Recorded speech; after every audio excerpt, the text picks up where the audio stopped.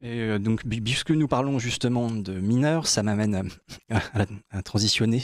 Euh, donc, à ma deuxième question, en ce qui concerne la propagande chez les enfants et les adolescents, personnellement, je suis très, très inquiet par ce genre de choses. Qu'est-ce que vous pensez de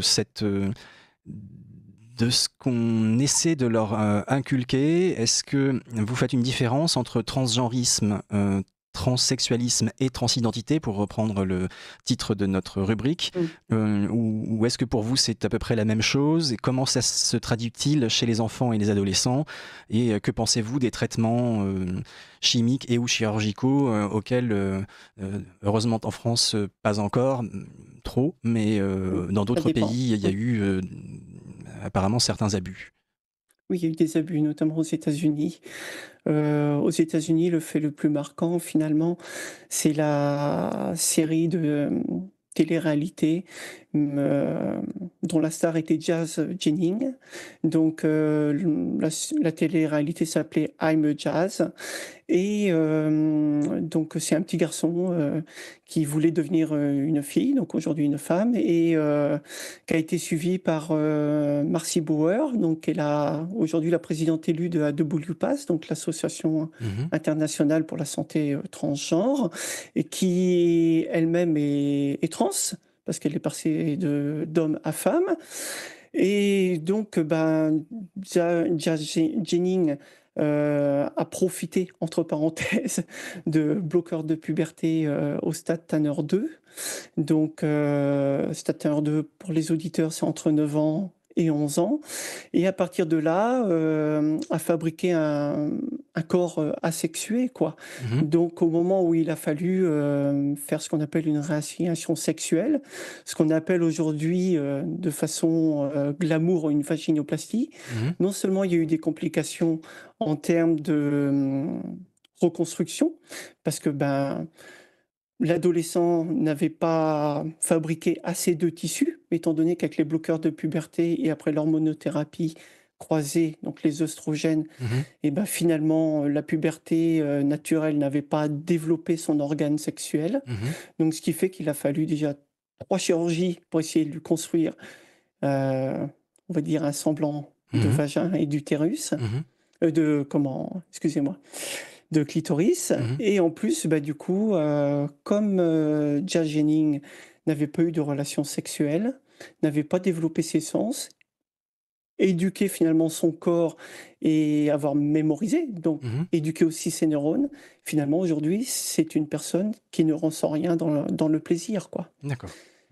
Donc, Donc ça, c'est voilà, c'est quand même quelque chose de grave et c'est quelque chose qui est aussi d'ailleurs reconnu par, Marcy Bowers elle-même, parce qu'il y a 2 ans, sur, le comment un webinaire, de l'université, de médecine Duke aux États-Unis, elle a reconnu finalement qu'il y avait eu, certains débordements, en tout cas un manque de conscience sur, les bloqueurs de puberté, ce que ça a entraîné. mhm. Donc elle expliquait justement que peut-être qu'il faudrait revoir, la prescription ou en tout cas peut-être les prescrire à un âge un petit peu plus tardif pour que justement, l'adolescent, donc l'enfant, puisse, développer quand même un petit peu ses caractères secondaires et donc essayer d'obtenir un certain plaisir, quoi. Mhm. Oui, Donc puisqu'en fait, il y a eu ces problèmes, enfin ces cas que vous venez de citer, mais il y avait également d'autres cas en Suède, au Royaume-Uni, en oui, tout Australie. à fait, Enfin, oui. heureusement, en France, ce me semble, nous n'en sommes pas encore arrivés là, mais ça en prend le chemin, malheureusement. Et vous, que, on dit aux enfants, allez, dès la petite école, enfin dès le primaire, on leur explique que le genre, enfin il y a plusieurs genres différents, qu'on peut changer de Mmh, genre, etc. Mais finalement, est-ce qu'il y a une oui. différence entre le transgenrisme et le transsexualisme? Ou est-ce que tout ça c'est englobé dans la transidentité? Enfin, je veux dire, est-ce que c'est pareil? Qu'est-ce qui différencie les deux en fait finalement? Puisqu'on parle aux enfants de transgenrisme, mais finalement on en vient rapidement avec ce qu'ils appellent des pratiques, enfin des procédés d'affirmation de genre, à Mmh mh. les engager sur un chemin d'un changement de La sexe, médicalisation, de oui. transsexualisme finalement. Est-ce qu'il y a une différence? Est-ce qu'il y a une des passerelles? En quoi je n'arrive plus à comprendre en fait. Il n'y a pas Il de n'y a aucune logique. différence, il y a aucune différence entre les deux finalement. La différence, c'est tout simplement le vocabulaire, moi ce que j'appelle finalement la novlangue, quoi. Mhm, Donc on a changé les mots pour glamouriser le parcours social et médical et pour faire accepter cela à la société civile finalement. mhm, En parlant de genre, on ne parle finalement que d'image, de l'image qu'on renvoie de soi dans la société, à l'autre, quoi. Alors que bah, finalement, c'est c'est bien des éléments chirurgicaux et médicamenteux qu'on utilise pour changer son corps. Donc, ces éléments secondaires sexués qui sont inscrits dans nos gènes, quoi. Donc, bah non, le transsexualisme parlait de troubles. Donc moi, c'est à ce trouble-là que je me réfère, hein, qui est tout à fait référencé dans le DSM-5, hein. Donc c'est diagnostic trouble, on va dire psychiatrique, entre parenthèses, donc qui est un trouble psychique corporel et ce qui a été mon cas sexuel. mhm. Et aujourd'hui, ben, on ne parle plus de ce trouble parce qu'on on n'a pas le droit de dire que finalement, ça viendrait, d'un tenant sexuel ou même psychique. On appelle cela plutôt aujourd'hui un ressenti. Donc D'accord. d'un côté, vous aviez donc le transsexualisme, bah, qui favorisait plutôt un parcours, on va dire de questionnement, avec en première intention un parcours, en passant par un psychiatre ou un psychologue. Et aujourd'hui, ben, le parcours du ressenti, donc du transgenrisme, ce qu'ils appellent l'autodétermination de genre, Mhm, et qui là, ben, le parcours psy, donc qui pourrait notamment détecter ce qu'on appelle les comorbidités en santé, et ben, est à titre optionnel. Donc c'est aujourd'hui le patient. Alors moi aujourd'hui j'utilise plutôt le terme client parce que du moment où ce n'est plus le médecin ou la cohorte de médecins qui questionne, mais plutôt le patient qui apporte les choses, mhm, ben moi j'appelle ça plutôt un client. mhm, Donc aujourd'hui c'est lui qui choisit mhm. si ou non il prend une psychothérapie pour savoir si c'est vraiment cela qu'il a besoin, ou alors ben, c'est au choix. Parce qu'aujourd'hui, ben, les associations transaffirmatives ont tellement avancé que ben, il y a le choix pour les personnes. Donc, ou passer par une transition sociale et changer de prénom à Mhm. l'état civil, ou passer par un parcours médical, mais on prend juste les hormones et on change l'état civil et on peut garder son sexe de naissance et aller dans les espaces sexués inverses, ou alors faire la totale. Mhm. Aujourd'hui, tout est ouvert et malheureusement, ben moi, je le dis sincèrement, je suis complètement contre, quoi, hein. Ça déforme notre société, puis ça déforme aussi la réalité, quoi. Et puis Mais, ça embrigade les enfants dans quelque chose qui est irréel, quoi. et des Donc, structurants. Et des structurants, en fait, finalement. mais Mais complètement, oui, oui. on ne comprend même plus d'ailleurs, puisque finalement, dans le cas de la transsexualité, on passe de l'un à l'autre, enfin, du Oui, sexe tout A à au sexe fait. B ou inversement. Mais Mmh mh. lorsqu'il est question de transgenrisme, désormais, paraît-il qu'il y a plusieurs centaines de genres différents. Oui, bah, nous, chez Lettres Trans, on en a référencé 88. Donc alors je peux vous dire que il a fallu ouais, il nous a fallu un certain temps pour réunir tous les drapeaux et cetera. Non, mais c'est complètement du délire. Hem, le genre serait sur un spectre entre le masculin et le féminin.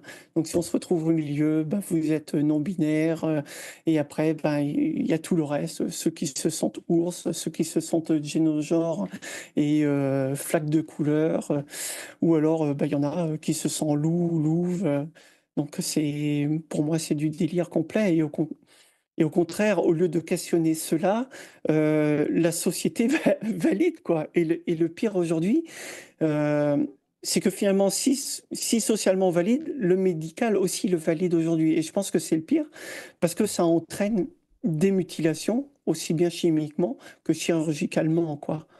Donc ouais, non, je pense qu'il y a vraiment, un coup de balai à faire. notamment dans les institutions, et donc l'éducation nationale qui est un certain vecteur aujourd'hui de cette idéologie qui a commencé quand même depuis ce qu'on appelait à l'époque les ABCD de l'égalité, hein. Mmh. Donc voilà quoi.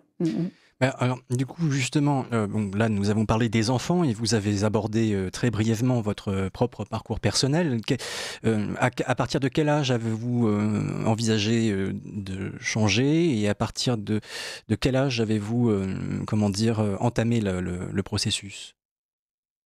Alors ben moi j'ai mis le mot sur ma problématique à l'âge de 35 ans. D'accord. Donc largement après Donc votre majorité, vous avez largement eu ah le là temps ah oui, de oui, non mais oui, oui, tout à fait, hein. Moi je suis un enfant de l'année 78, hein. Donc 78, je me rappelle plus trop, mais il devait y avoir 3 ou 6 chaînes à la télé, il y avait pas d'internet et les ordinateurs, c'était encore avec des cassettes, hein, mmh, avec les bandes quoi. Donc bah, à l'époque, Hem, je n'avais pas finalement d'image sociétale qui pouvait me renvoyer à ce que moi, je ressentais en termes de troubles sexuels et psychiques, quoi. Donc corporels globalement, quoi. Donc ben, il a fallu que j'apprenne à vivre avec, donc à vivre, on va dire, avec le sexe de naissance mmh. et bah, me comporter comme tel quoi, jusqu'à cet âge de 35 ans, même s'il y a eu ce que j'appelle des déviances, hein, donc ce qu'on pourrait appeler aujourd'hui, du transvestissement, heu, voilà, hein, de très jeune, hein, à partir de la puberté, donc aux alentours des 10 11 ans et bah, jusqu'à l'âge de 35 ans finalement et bah, il a fallu, que je tombe, sur un documentaire, que je me renseigne un peu plus sur internet pour me rendre compte qu'à l'âge de 35 ans, on pouvait susceptiblement, modifier son corps Mmh. via la prise d'hormones croisées, donc d'hormones féminines, hein, Mmh. donc des œstrogènes, donc ce qu'on donne finalement à des femmes ménopausées, donc pour les combler, pour, éviter les carences d'hormones, quoi et bah, c'est à partir de là que je suis allé voir mon médecin traitant de famille, tout simplement. J'avais Mmh. pas forcément de repères et mon médecin de famille m'a fait passer des examens et à l'âge de 35 ans, finalement, j'ai appris que j'avais, un souci hormonal. Donc je suis bien un homme, Mmh. voilà, même si aujourd'hui je vis en tant que femme dans la société, mais je suis un homme XY avec un problème, hormonal qui fait que finalement, j'avais pratiquement autant d'œstrogènes que de testostérone. Donc D'accord. pour 10 de testostérone, Mmh. j'avais 7 d'œstrogène, alors que les hommes, de manière générale, ont 1 quoi. D'accord. Donc il y a un ratio de 1 à 10 quoi. Très bien. Donc voilà. Donc finalement, c'est ce qui m'a conforté à l'époque, de me dire: «Bah, oui, mon problème vient finalement de là». C'est vrai que j'avais plutôt un physique à l'époque, très effilé, très Mmh. féminin, quelques caractères, masculins, mais très peu. C'était plutôt, la barbe qui ressortait. J'étais plutôt imberbe sur une grande majorité du corps. J'avais la voix pas très grave non plus. Mmh. Donc donc voilà, c'est pour moi, ça a légitimé ce début de parcours Mmh.